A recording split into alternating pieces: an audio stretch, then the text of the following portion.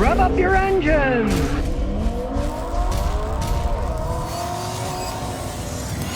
Oh, Crandall Rules says, Scotty, anyone figure out the constant ticking in the newest 4Runner version? I got a 2018 TRD, 50,000 on the clock, runs fine, but that noise is driving me nuts.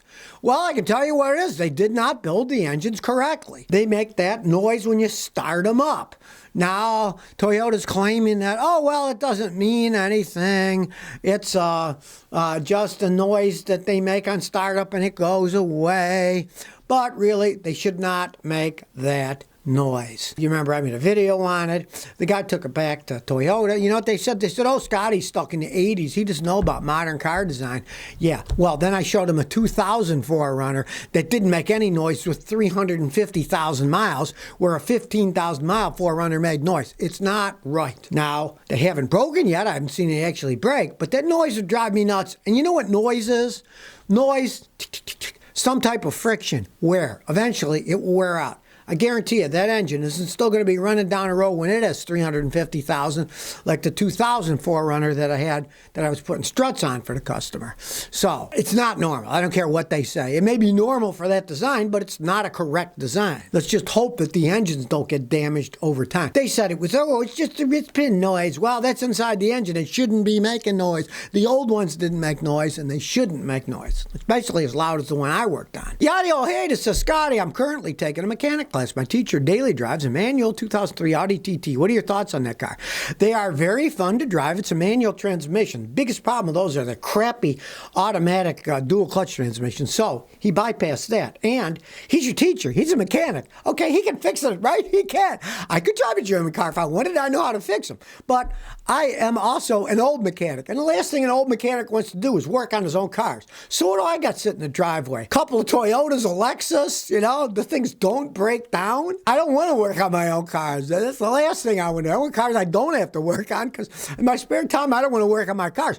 But, you know, if he likes the performance, they're fun to drive around and he knows how to fix them, he can go right ahead. A lot of mechanics will buy something like that dirt cheap. I had a mechanic friend in Houston. He drove Mercedes all the time because he worked on them. And he'd see a Mercedes that the customer didn't want because it was running crappy, and he knew it only had electrical problems. It's going to cost him $400 to fix. He'd fix it and he'd be driving that thing all over the place for years because he'd pick it up for a couple of grand. It's a nice looking car, right? And he knew how to fix them.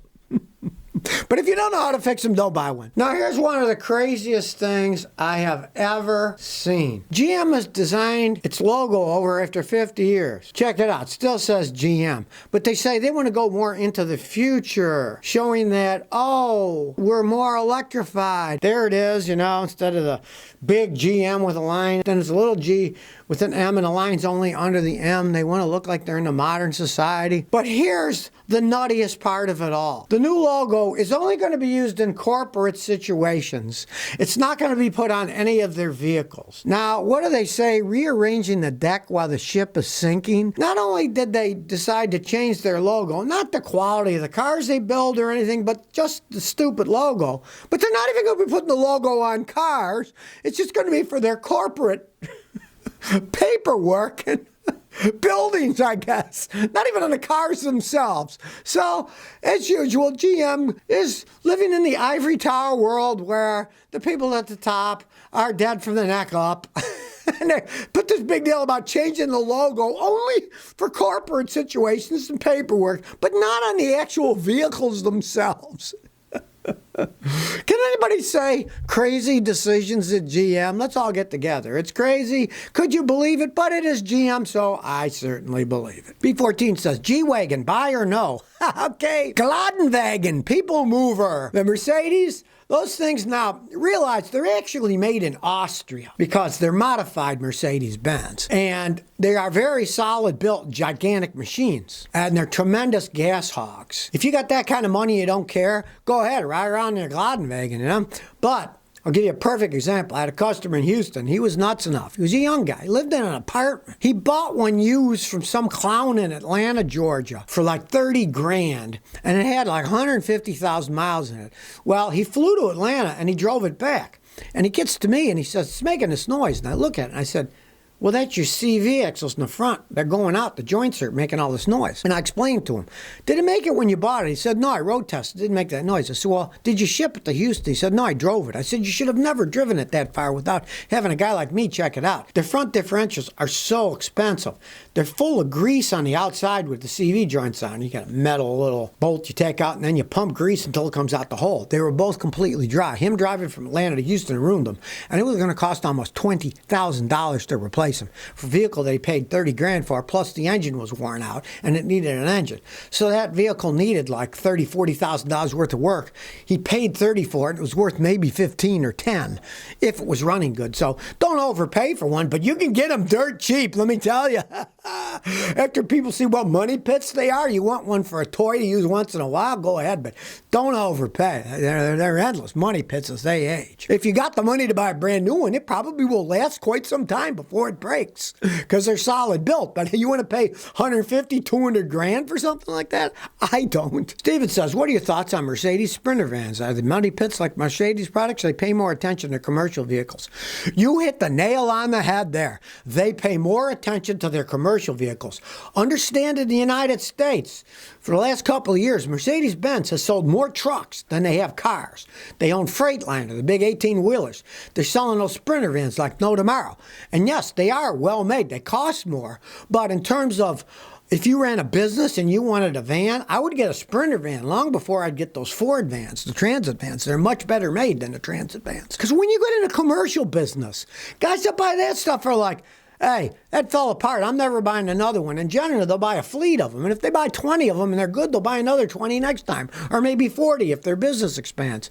It's a completely different ballgame with their commercial stuff. Heck, when I went to England, I saw Mercedes-Benz ice cream trucks, Mercedes-Benz garbage trucks, and even Mercedes-Benz police cruisers. So they make different stuff for different people. Brett 94 says, Scotty, my grandpa gave me his 95 Buick Skylark Coupe with 96,000 miles. Anything I should look out for it bad?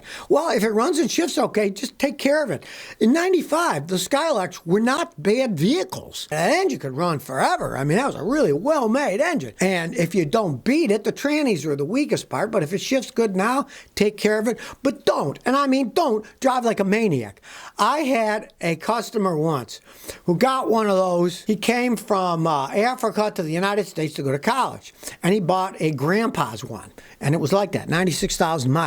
And he paid like $4,000 for it. 6 months later, it was falling apart. He was driving at 110 miles an hour, driving like a maniac. He burned out the engine and the transmission. You don't ever get a grandpa's car and then drive it like a young man.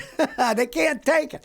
But if you conservatively drive it, it could last quite some time. My grandfather, strangely enough, he loved Buicks, but I mean, he's been dead for decades, and the last Buick he owned was like a 76 Buick, and he loved that. It was a great car, the V8 engine in it. Jay says, hey Scotty, thoughts on the C4 Corvette? It'd be a second car. I'm willing to work on a car myself and love a classic American sports car. Go right ahead. If there's plenty of them out there, and the thing about those are, a lot of guys buy them and they keep them up because they know they're going to sell them eventually. I didn't want the value to go down. I've seen some beautiful ones here in Clarksville that people paid anywhere from $4,000 to $8,000 for, and they were still in immaculate shape, and they ran perfectly fine. There's nothing wrong with that. There's only a certain you'll be able to do. There's some work that you probably won't be able to do on a fuel injection system, but, you know, they're solid cars. The parts are easy to get a hold of, but always, and I mean always, have a guy like me, a professional mechanic, check those things out if you're going to buy one, because some guys rag the heck out of them, and you buy a used one, it could be falling apart. Always have a good mechanic check it out first. But they can be fun cars. There's a lot of work you can do when to modify them, a lot of cheaper modifications you can do, because there's millions of them out there. Abdul Bassett said, Scotty, thoughts on a Toyota Starlet? They were good little cheap cars. A lot of people didn't like them. They rattled too much. They weren't too fast. But they could go 200,000-300,000 miles if you changed the oil and maintained them correctly. There was nothing wrong with it.